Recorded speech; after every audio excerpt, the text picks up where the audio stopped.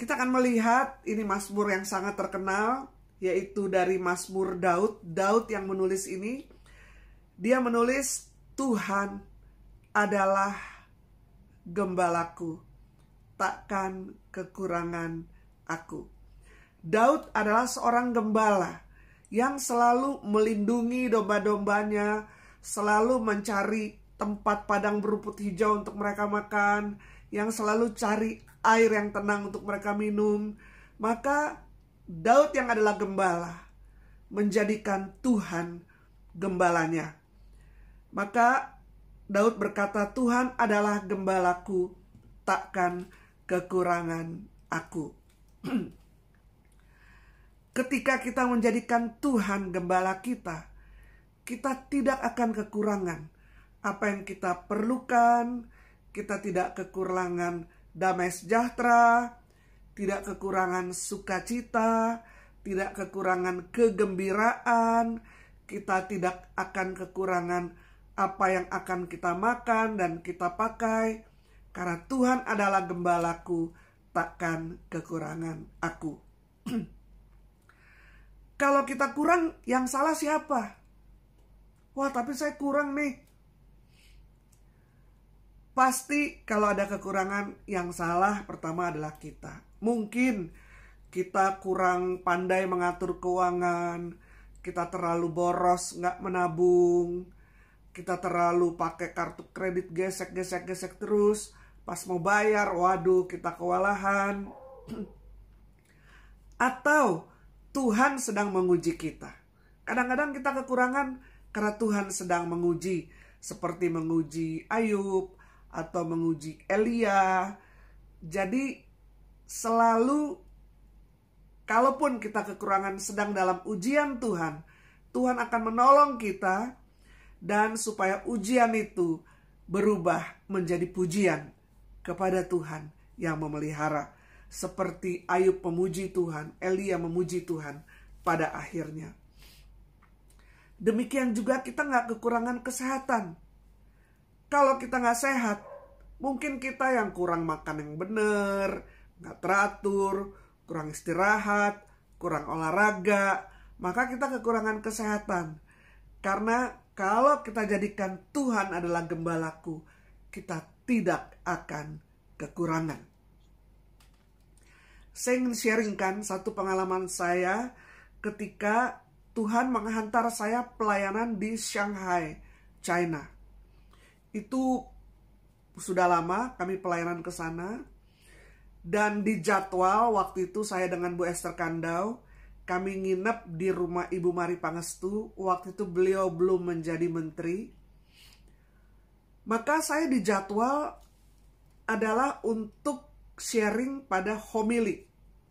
Homili orang-orang asing yang tinggal di Shanghai.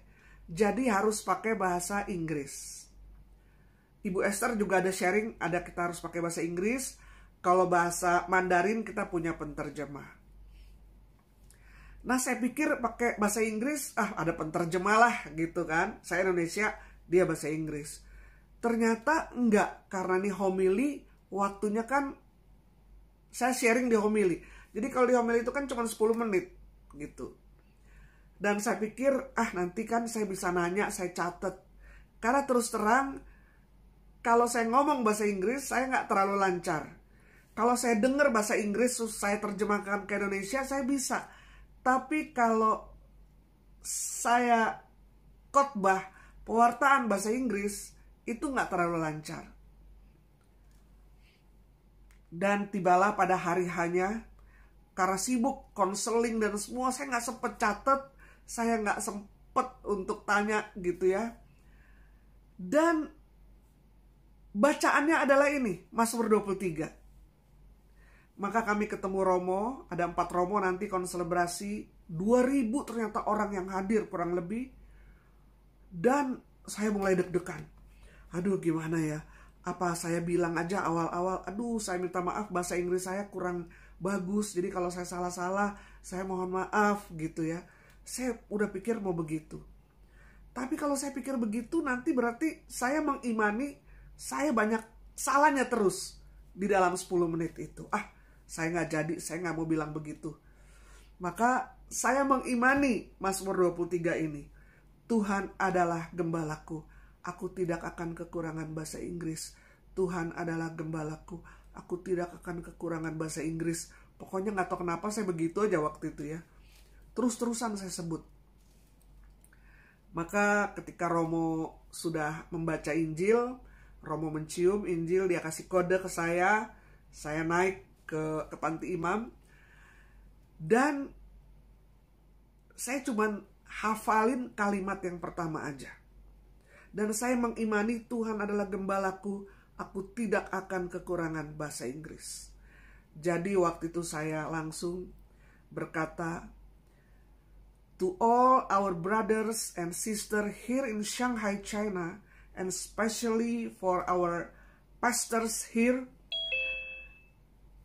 greetings in the name of our Lord Jesus Christ. And I want to share a gospel. Langsung saya pewartaan, itu mujizat. Itu benar-benar tiba-tiba kayak sekalimat demi sekalimat Tuhan tuh kasih tahu ke saya. Waktu itu 10 menit saya pewartaan lancar kayak saya bahasa Indonesia. Bahkan ada kalimat-kalimat yang susah, yang saya sendiri ketika keluar itu kalimat, saya kaget.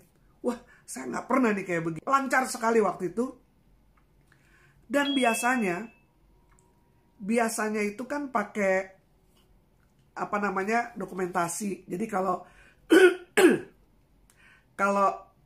saya khotbah biasa Bu Esther fotoin kah atau video, apalagi jarang kan ini pelayanan di Shanghai.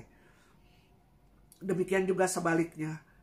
Tapi saya lihat, karena Ibu Esther tahu saya parah banget bahasa pronunciation atau grammar, saya paling parah. Saya lihat Bu Esther tuh agak bengong gitu dari bawah. Dia kayak agak menganga. Pokoknya saya nggak ada dokumentasi aja waktu itu. Karena Bu Esther yang harus ada dokumentasi, dia terheran-heran. Sebelumnya Bu Esther sudah ngomong sama si Ibu Mari. Nanti kalau Ibu Meike bahasa Inggrisnya dia nggak terlalu lancar, sederhana. Jadi mohon maaf lah kalau ada grammar atau apa yang salah gitu. Tapi waktu itu perfect. Bahkan saya turun setelah selesai, Ibu Mari berkata, bahasa Inggris kamu excellent, sistematis, luar biasa. Maka saya bilang waktu itu, Ibu Esther tahu deh betapa parah saya bahasa Inggris ya untuk di dalam conversation. Jadi kalau saya bisa tadi, itu benar-benar cuma Tuhan aja. Hanya Tuhan yang bekerja. Karena saya sebenarnya nggak mampu seperti itu. Jadi Bu Esther akhirnya berkata, Bu Esther Kando berkata, saya sudah melihat mujizat orang lumpuh berjalan, orang buta melihat, tapi mujizat dalam soal bahasa, saya baru lihat sekali di Shanghai, China, ketika dia akhirnya pewartaan beberapa hari kemudian di sana. Jadi kita imani, Tuhan adalah gembalaku, takkan kekurangan aku. Apa yang kita kekurangan? Kita datang pada Tuhan. Kalau kita ada kesalahan, kita bertobat. Dan kalau kita ada kekurangan, kita minta kepada Tuhan. Karena Tuhan Sang Gembala yang berkata, mintalah maka engkau akan menerima. Carilah maka engkau akan menemukan. Ketuklah pintu, maka pintu dibukakan bagimu. Tuhan adalah gembalaku, takkan kekurangan aku. Kita lihat ayat berikutnya, ayat 2. Ia membaringkan aku di padang yang berumput hijau. Ia membimbing aku ke air yang tenang. Kalau keadaannya aman-aman, ya biasa-biasa aja. Kita bisa seperti tidur di padang berumput hijau, di air yang tenang. Tapi justru gembala agung jiwa kita, sekalipun kita dikelilingi serigala, sekalipun kita dikelilingi musuh, kalau kita pasrahkan penjagaan hidup kita dan keluarga kita pada Yesus Gembala Agung jiwa kita, maka kita dapat tenang. Kita dapat seperti dibaringkan di padang yang berumput hijau, dan dibimbing ke air yang tenang. Berapa orang sudah tahu saya pada tahun 2007 divonis kanker payudara, getah bening, metastase di 7 tempat. Kata dokter last stage, dan hidup saya nggak akan panjang lagi. Saya di kemo 8 kali, radiasi 25 kali, 4 macam operasi. Dan biasanya untuk orang kanker itu akan diberikan 3 macam obat, yaitu obat anti sakit, painkiller, anti muntah, dan juga obat penenang, karena suka panic attack.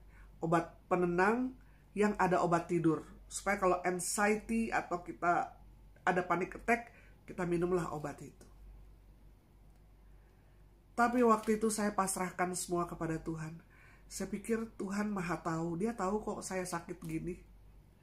Dan Dia juga bisa menolong saya. Ternyata ketika kita susah, kita nggak berontak kepada Tuhan, tapi kita pasrah kepada Tuhan.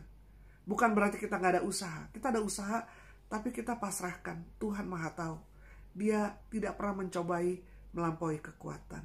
Maka saya pasrahkan semua, khawatir, takut, penyakit, kekurangan dana, segala masalah kepada Tuhan Gembala saya. Karena saya nggak mampu lagi. Saya benar-benar sudah tidak mampu untuk apa-apa lagi. Dan luar biasa, 3 obat itu saya nggak minum. Karena saya gampang sekali tertidur. Sedikit-sedikit saya ketidur. Jadi nggak perlulah saya minum obat penenang dan obat tidur. Dan saya masih bisa tahan, nggak muntah. Maka obat anti muntah saya tidak minum. Dan ajaib, saya tidak merasakan sedikit pun kesakitan. Ada beberapa orang yang menemani saya, mereka bilang, kok kita nggak dengar kamu mengeluh, aduh. Itu benar-benar Tuhan mengangkat rasa sakitnya. Maka di tengah-tengah sakit parah, kekurangan uang, dan katanya sudah last stage, ketika saya jadikan Tuhan Gembala Agung jiwa saya, maka saya bisa merasakan, saya bisa tidur nyenyak, saya seperti dibaringkan di padang berumput hijau dan di air yang tenang. Saya dapat merasakan keteduhan, ketenangan di tengah-tengah badai, sakit penyakit, kekurangan dana, dan ada banyak masalah waktu itu. Tapi Tuhan menolong saya untuk tetap tenang. Maka ketika badai menyerbu hidup kita, entah badai keuangan, badai keluarga, badai sakit penyakit, berpasrahlah kepada Yesus Gembala Agung jiwa kita. Kita mohon ketenangan daripadanya. Maka luar biasa, damai sejahtera yang melampaui akal dan pikiran akan memenuhi setiap kita. Ayat 3. Ia menyegarkan jiwaku. Jadi waktu itu, waktu saya di kemo, di radiasi, saya tetap pelayanan. Saya waktu itu menjadi koordinator Elizabeth Ministry yang punya 8 PD. Saya udah bilang saya mengundurkan diri karena saya perlu berobat. Mereka bilang gak apa-apa, kamu yang otaknya aja, kita yang mengerjakan. Jadi saya tidak diizinkan mereka untuk turun dari koordinator Elizabeth Ministry. Sekalian waktu itu saya menjadi ketua FKPM, Forum Komunikasi Pewarta Mimbar. Saya juga udah bilang, tolong saya lagi berobat, saya mengundurkan diri. Gak ada yang setuju. Jadi bayangkan ya, waktu itu saya tetap jadi koordinator Elizabeth Ministry, tetap jadi ketua FKPM, tetap pewartaan. Karena apa? Karena Tuhan menyegarkan jiwa saya. Habis kemo, saya pewartaan. Di Singapura itu ada berapa PD, waktu itu saya habis kemo, saya habis radiasi, saya pewartaan. Akhirnya mereka berkata, aduh, dia habis kemo, habis radiasi aja, pewartaan di PD. Jadi kalau kita cuma flu-flu doang, nggak hadir, aduh jadi malu sekarang. Itu bukan karena kekuatan saya. Kalau dipikir kekuatan saya, nggak mungkin. Ini benar-benar Tuhan menyegarkan jiwa saya, sehingga saya dapat membagikan kesegaran itu pada yang lain. Ia menuntun aku di jalan yang benar oleh karena namanya. Kenapa bukan ke jalan yang benar? Apa salah cetak? Ini bukannya ke jalan, tetapi dikatakan di jalan. Ia menuntun aku di jalan yang benar oleh karena namanya. Saya sangat bersyukur untuk ayat ini. Ketika kita menerima Yesus sebagai Tuhan dan Juru Selamat, kita sudah di jalan yang benar, di jalan yang lurus. Tapi kadang-kadang kita mau melencong ke sana, melencong ke situ, mau keluar dari jalan yang benar. Tapi Tuhan Gembala Agung jiwa kita akan mencegah kita dengan tongkatnya. Dia kan tongkatnya kayak tongkat Sinterklas itu, ada belokannya ya. Itu adalah untuk menarik kaki domba kalau yang mau belok-belok gitu. Jadi Tuhan tidak membiarkan kita untuk keluar dari jalan yang benar. Oleh karena apa? Apakah oleh karena kita? Bukan. Itu oleh karena namanya. Ada namanya di dalam hidup kita. Maka dia akan berusaha supaya kita tetap di jalan yang benar. Samalah kalau orang tua punya anak yang bandel, yang gimana. Itu karena ada nama orang tua pada anak itu. Kadang-kadang orang tua bilang, jangan memalukan keluarga ya. Jaga nama baik keluarga. Karena ada nama keluarga pada anak itu, maka orang tua akan berusaha dengan segala cara supaya anak itu tetap di jalan yang benar atau kembali ke jalan yang benar. Oleh karena ada nama Tuhan pada kita, Tuhan akan berjuang untuk kita tetap di jalannya yang benar. Ayat 4, sekalipun aku berjalan dalam lembah kekelaman, aku tidak takut bahaya, sebab Engkau besertaku. Gadamu dan tongkatmu itulah yang menghibur aku. Waktu itu, karena saya nggak ada asuransi waktu sakit, sebelumnya saya punya, saya keluar, waduh saya sakit. Jadi benar-benar waktu sakit saya nggak ada asuransi. Dan tidak punya dana yang cukup, maka saya bilang kepada dokter, ada 4 macam, waktu itu harus operasi. Saya bilang, dokter, 1 kali deh dioperasi, 4 macam itu. Wah ini 2 tim dokter, ya nggak apa-apa dokter. Soalnya kalau 4 kali nanti saya bayar rumah sakit 4 kali, obat bius 4 kali, ruang operasi 4 kali. Saya dananya kurang, tolonglah dokter. 1 hari 4 operasi. Ditentukanlah harinya, saya diperiksa, saya nggak kuat, diundur. Saya dikuatkan dulu, tibalah hari H untuk operasi. Itu benar-benar saya ketakutan. Apalagi waktu itu saya dibawa tuh sadar banget, ditaruh di meja operasi, 2 lampu besar di atas saya. Terus tim dokter sedang siapkan guntingnya, apanya. Itu saya lihat semua. Sadar sesadar-sadarnya. Itu benar-benar seperti ditaruh di mezbah pembantaian rasa-rasanya ya. Maka saya terus-menerus menyebutkan, sekalipun aku di dalam lembah kekelaman, aku tidak takut bahaya, sebab Engkau besertaku. Karena Engkau tidak akan pernah meninggalkanku sedetik pun. Engkau besertaku Tuhan. Sekalipun aku dalam lembah kekelaman ini, aku ketakutan, tolong Tuhan. Tahu bahwa kita gak sendirian di dalam lembah kekelaman. Tahu ada Tuhan yang luar biasa beserta dengan kita di lembah kekelaman. Itu benar-benar merupakan kekuatan kepada kita ketika kita dalam lembah kekelaman. Karena Allah Immanuel tidak pernah sedetik pun meninggalkan kita.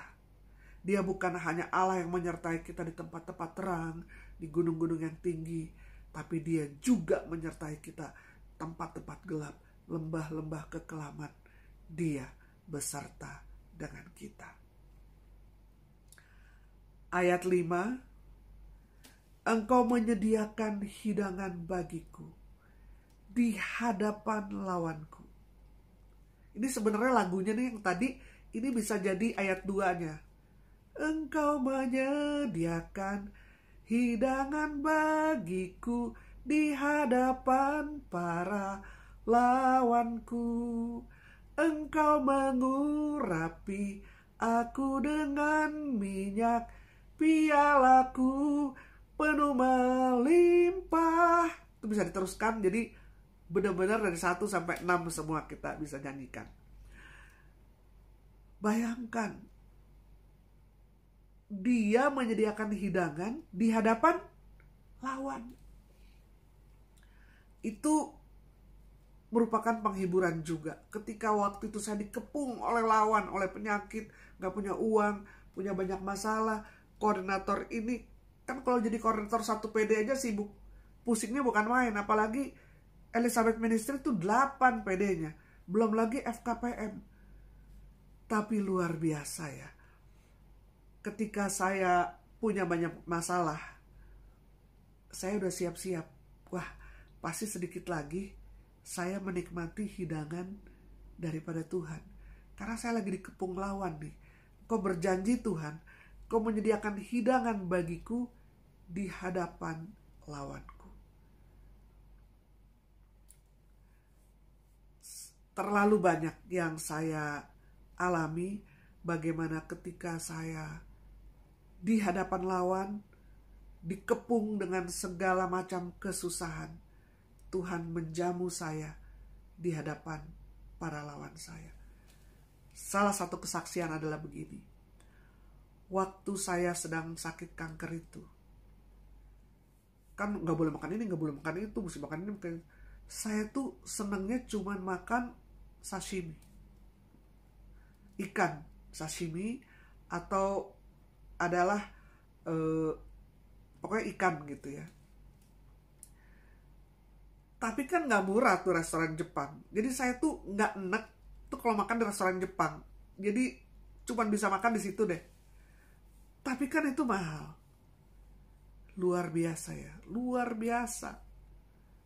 Setiap hari ini bisa saya saksikan. Setiap hari ya, waktu saya di Singapura itu, di kemo, di radiasi, ada saja yang ajak saya makan keluar. Dan kalau ditanya mau makan apa, ya udah saya bilang restoran Jepang. Setiap hari. Bahkan ada seorang ibu yang kalau nggak ada yang ajak makan keluar, nanti dia belikan saya sashimi di supermarket Jepang, dia antar ke rumah. Jadi saya sampai di Singapura itu, sampai saya diajak ke klub-klub yang orang masuk sana cuma bisa pakai kartu, ya, kayak Singapore Yacht Club itu masuk. Terus ada lagi apa klub, aduh makanannya enak-enak banget, luar biasa ya. Pernah satu kali saya sungkan, saya malu, jadi saya nggak pernah mau kasih kabar bahwa saya udah di Singapura. Jadi saya nggak kasih tahu siapa-siapa. Dan waktu itu saya dirawat di ada ruang yang berenam itu. Saya sedang diinfus di situ. Saya nggak bilang siapa-siapa. Tiba-tiba ibu yang selalu beliin saya sashimi ini, kok saya dengar suaranya. Rupanya dia nganter orang di sebelah tempat tidur saya.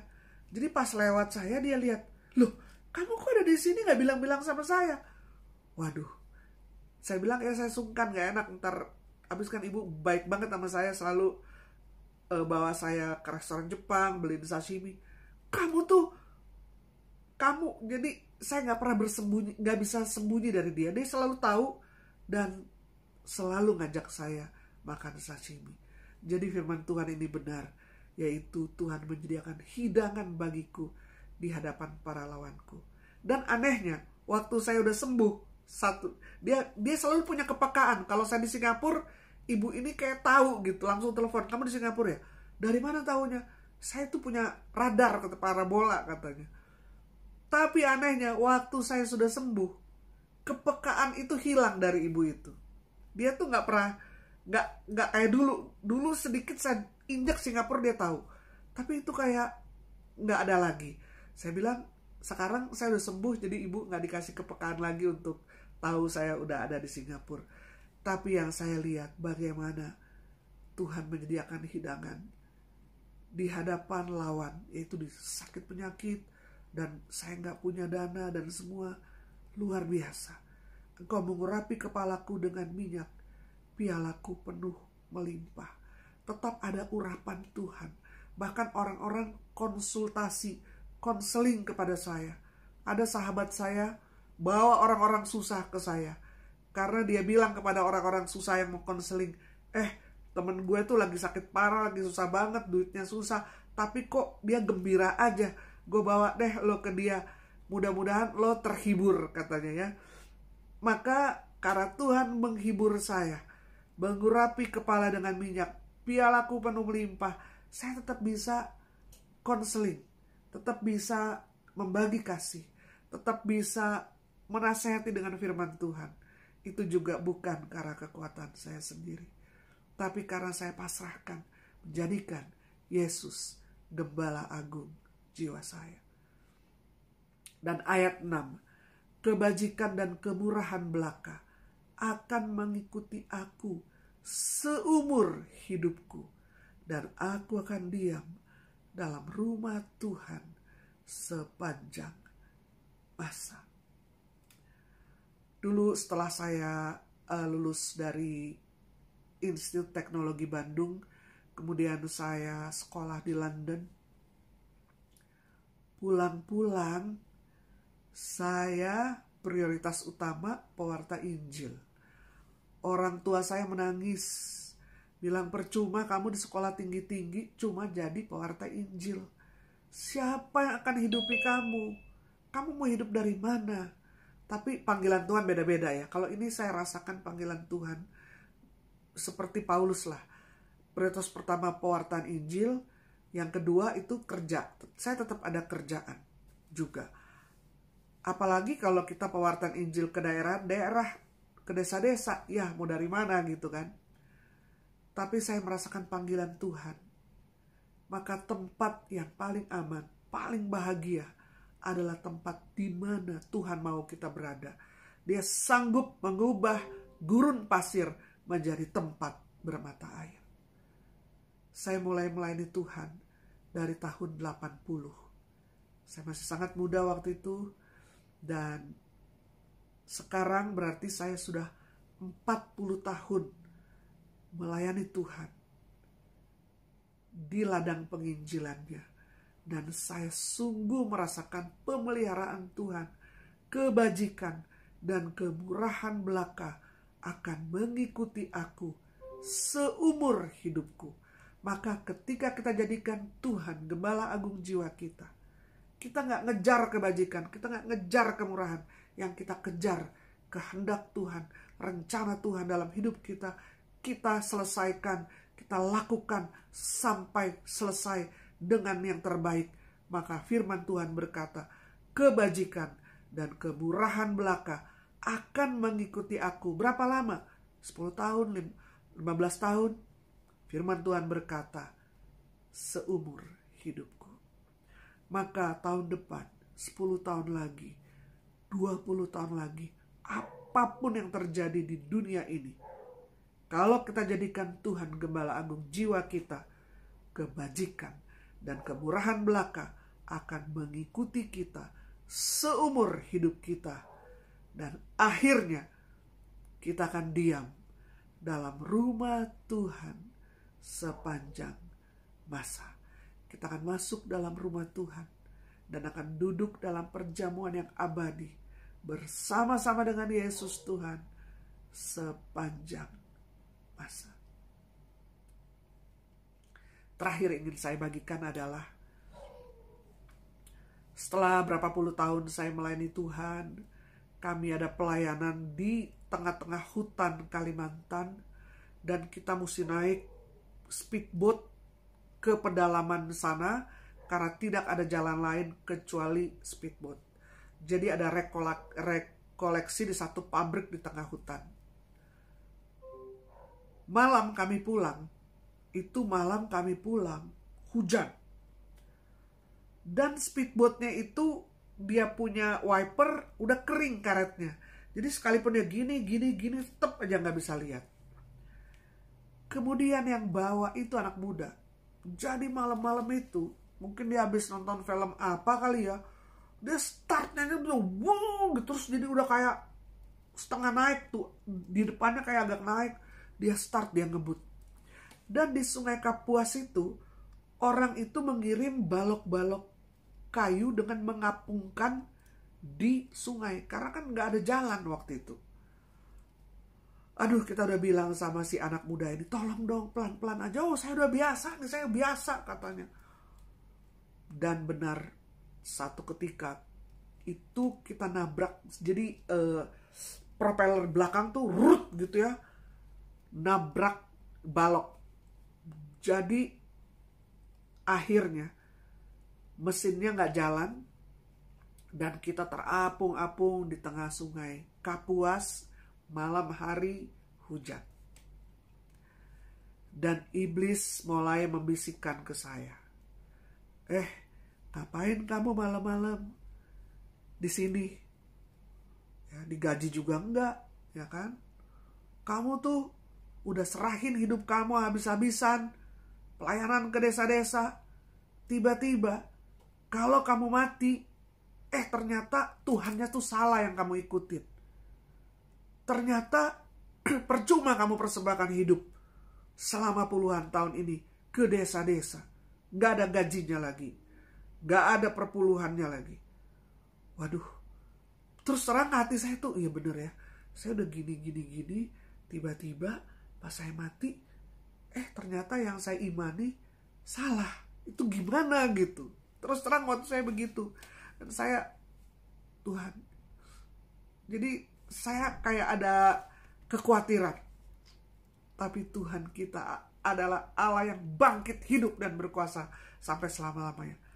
Pagi hari kita selalu ada pembacaan Alkitab bersama-sama sesuai dengan bacaan harian. Dan pembacaan pada pagi waktu itu merupakan jawaban dan peneguhan bagi saya. Itu terambil dari kitab Efesus 1 ayat 13 dan 14. Di dalam Dia, kamu juga, karena kamu telah mendengar kebenaran, yaitu Injil keselamatanmu.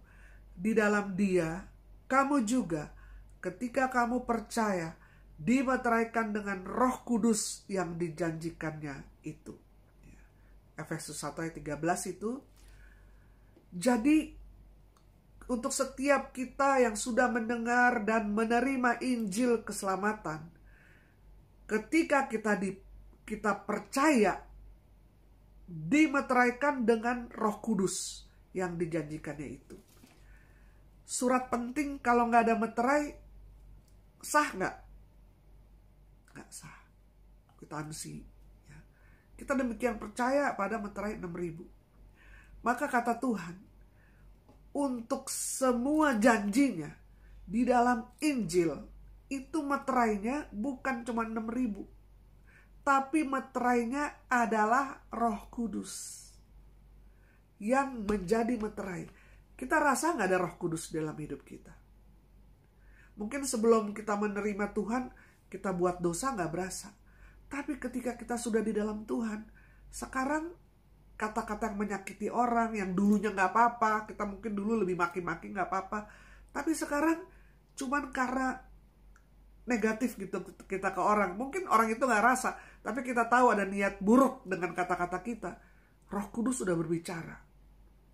Kita menjadi lebih peka akan dosa karena ada Roh Kudus. Maka Roh Kudus itu adalah meterai akan semua janji Allah. Ayat 14. Dan Roh Kudus itu adalah jaminan bagian kita sampai kita memperoleh seluruhnya, yaitu penebusan yang menjadikan kita milik Allah untuk memuji kemuliaan-Nya. Roh Kudus itulah jaminan bagian kita sampai kita memperoleh seluruhnya. Jadi selain Roh Kudus itu adalah meterai, Roh Kudus itu kalau di bahasa Inggris dibilang down payment, adalah DP. Jadi biasanya orang kalau mau beli misalnya rumah atau beli apartemen ada DP-nya, atau mobil DP-nya berapa. Maka Tuhan tuh memberi DP. DP-nya adalah Roh Kudus. Bahwa Tuhan akan kembali dan akan membeli semua, menggenapi semua janjinya. Dan sampai kita memperoleh seluruhnya. Maka waktu itu hati saya jadi tenang. Oh, terima kasih Tuhan. Saya gak mau ragu lagi. Mohon maaf Tuhan, waktu itu saya ragu-ragu. Tergoda gitu sama iblis. Tapi sekarang tiada aku ragu lagi untuk mengikut-Mu Yesus. Karena Engkau berikan Roh Kudus sebagai meterai bahwa semua perjanjian lama, perjanjian baru itu sah.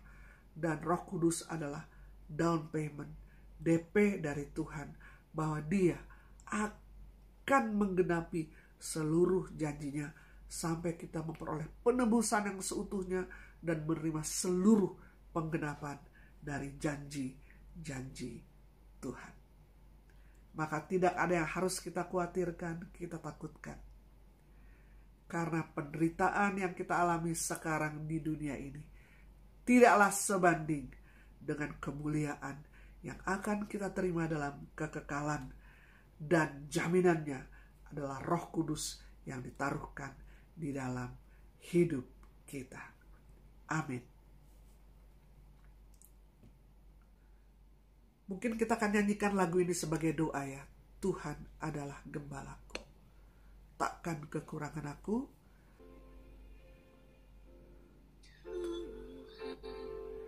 Adalah gembalaku, takkan kekurangan aku. Ia membaringkan aku di padang yang berumput hijau. Ia membimbingku ke air yang tenang. Ia menyegarkan jiwaku.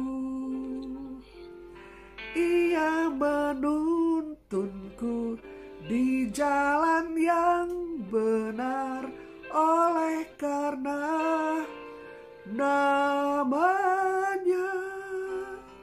Sekalipun aku berjalan dalam lembah kekelaman,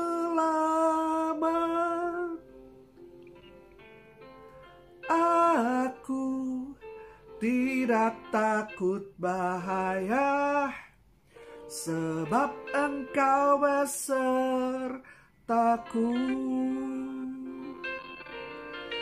Gadamu dan tongkatmu, itulah yang menghibur aku.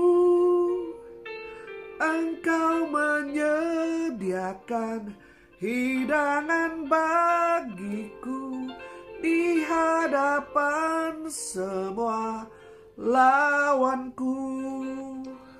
Engkau mengurapi aku dengan minyak, pialaku penuh melimpah.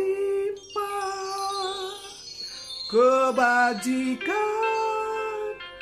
dan kemurahan mengikutku seumur hidupku, dan aku pun akan diam dalam rumah Tuhan sepanjang masa.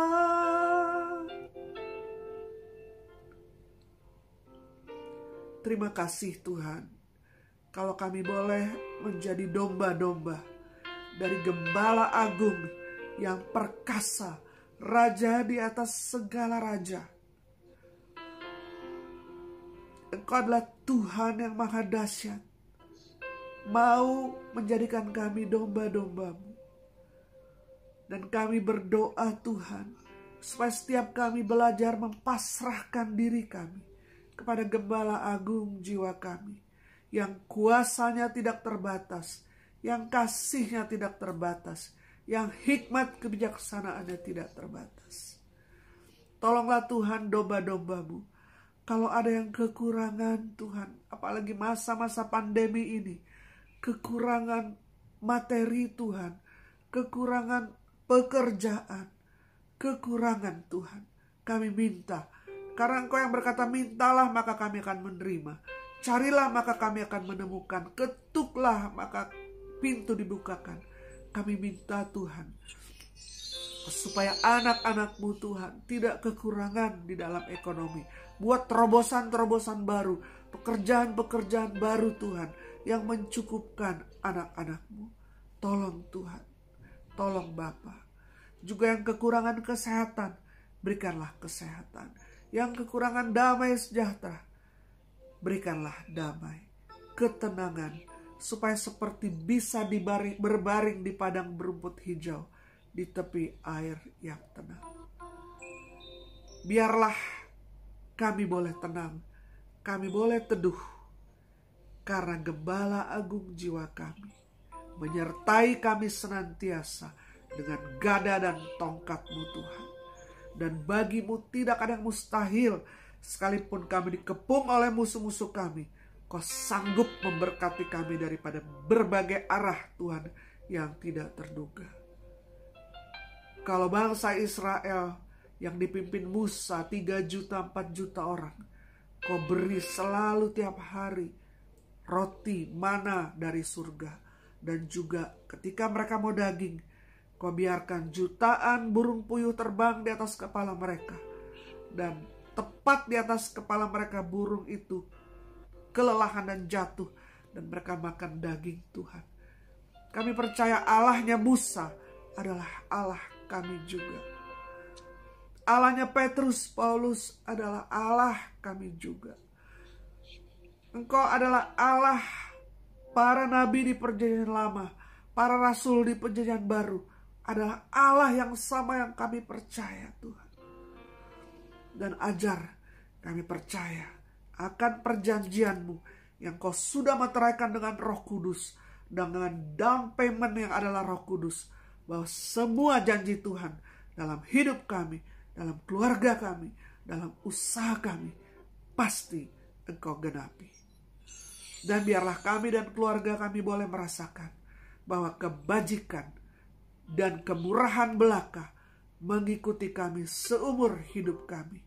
Dan kami pun akan diam dalam rumah Tuhan sepanjang masa. Haleluya. Amin. Dalam nama Bapa, Putra, Roh Kudus. Amin. Tuhan berkati kita sekalian. Terima kasih Bu Michael Lolo. Sungguh luar biasa firman Tuhan malam hari ini. Menguatkan kita semua. Mazmur 23 begitu indah. Dan